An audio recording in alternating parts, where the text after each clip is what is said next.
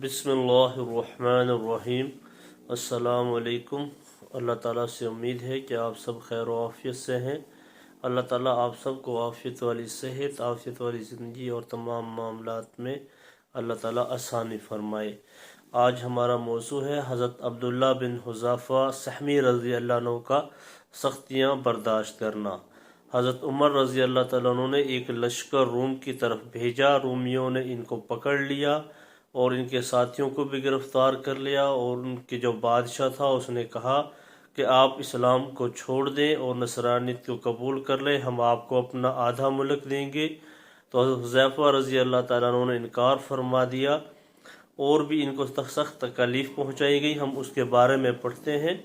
हज़रत अबू राफ़ी बयान करते हैं कि हज़रत उमर बिन ख़त्ताब रज़ी अल्लाह अन्हु ने मुल्क रूम की तरफ एक लश्कर भेजा जिसमें हुज़ूर सल्लल्लाहु अलैहि वसल्लम के सहाबा रज़ी अल्लाह अन्हुम में से हज़रत अब्दुल्ला बिन हुज़ाफ़ा नामी एक सहाबी रज़ी अल्लाह अन्हु भी थे। उनको रूमियों ने गिरफ़्तार कर लिया और फिर उनको अपने बादशाह के पास ले गए जिसका लक़ब ताग़िया था,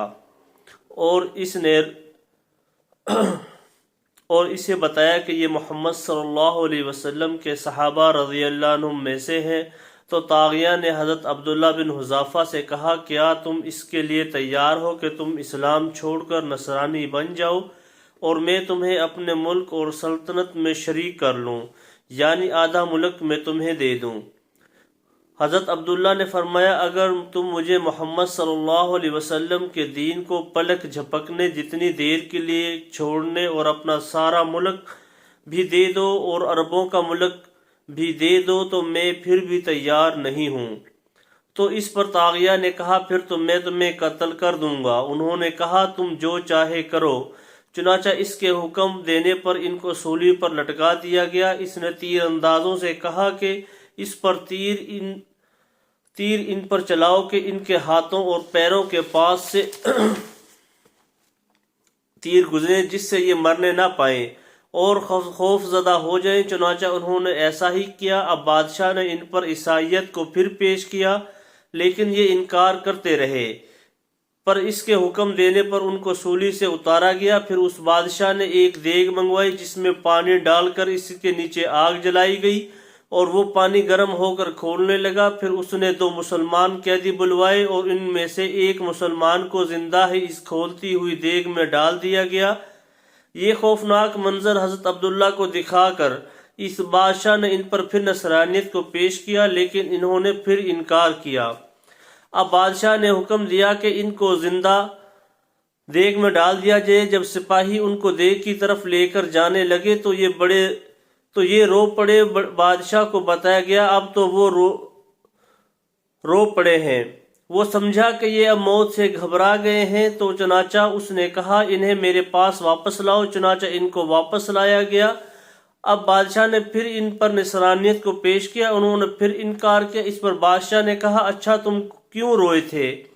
उन्होंने फरमाया, मैं इसलिए रोया था कि मैंने अपने दिल में कहा तुझे अब इस देग में डाला जाएगा और तू ख़त्म हो जाएगा। मैं तो ये चाहता हूँ कि मेरे जिस्म पर जितने बाल हैं उतनी मेरे पास जाने हों और हर जान को अल्लाह के दीन की वजह से इस देग में डाला जाए। मैं तो इस वजह से रो रहा था कि मेरे पास बस एक ही जान है।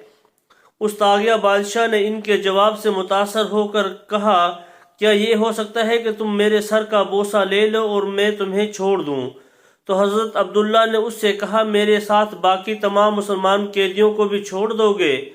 बादशाह ने कहा, हाँ, बाकी तमाम मुसलमान कैदियों को भी छोड़ दूंगा। हज़रत अब्दुल्ला फरमाते हैं कि मैंने अपने दिल में कहा, या अल्लाह के दुश्मनों में से एक दुश्मन है, मैं इसके सर का बोसा लूंगा, ये मुझे और तमाम मुसलमान कैदियों को छोड़ देगा। इससे तो सारे मुसलमानों का फ़ायदा हो जाएगा। मेरा दिल तो इस काम को नहीं चाह रहा है, लेकिन मैं मुसलमानों के फ़ायदे के लिए कर लेता हूँ।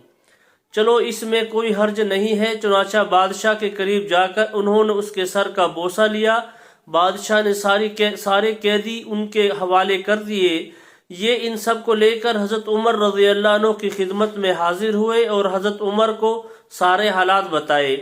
تو حضرت عمر رضی اللہ عنہ نے فرمایا کہ ہر مسلمان پر یہ لازم ہے کہ وہ عبداللہ رضی اللہ عنہ کے سر کا بوسہ لے، اور سب سے پہلے میں بوسہ لیتا ہوں۔ چنانچہ حضرت عمر رضی اللہ عنہ نے کھڑے ہو کر ان کے سر کا بوسہ لیا تاکہ اللہ کے دشمن کو چومنے کی جو ناگواری حضرت عبداللہ کے دل میں تھی وہ دور ہو جائے۔ ایک اور صحابی ہے حضرت مصعب بن عمیر رضی اللہ عنہ کا سختیاں برداشت کرنا۔ حضرت محمد عبدری اپنے والد سے نقل کرتے ہیں کہ حضرت مصعب بن عمیر رضی اللہ عنہ مکہ کے سب سے زیادہ خوبصورت نوجوان اور بھرپور جوانی والے انسان تھے، اور مکہ کے جوانوں میں سے ان کے سر کے بال سب سے زیادہ عمدہ تھے۔ ان کے والدین ان سے بہت محبت کرتے تھے۔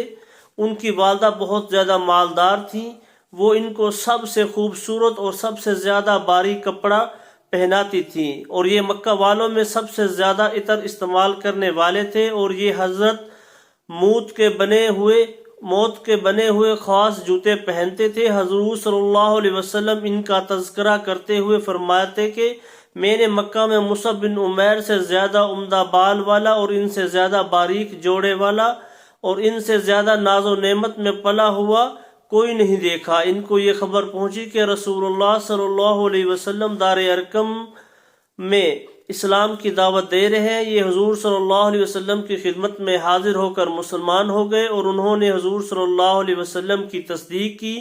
وہاں سے باہر آئے تو اپنی والدہ اور قوم کے ڈر سے اپنے اسلام کو چھپائے رکھا، اور چھپ چھپ کر حضور صلی اللہ علیہ وسلم کی خدمت میں آتے جاتے رہتے۔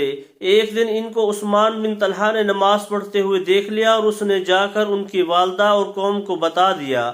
ان لوگوں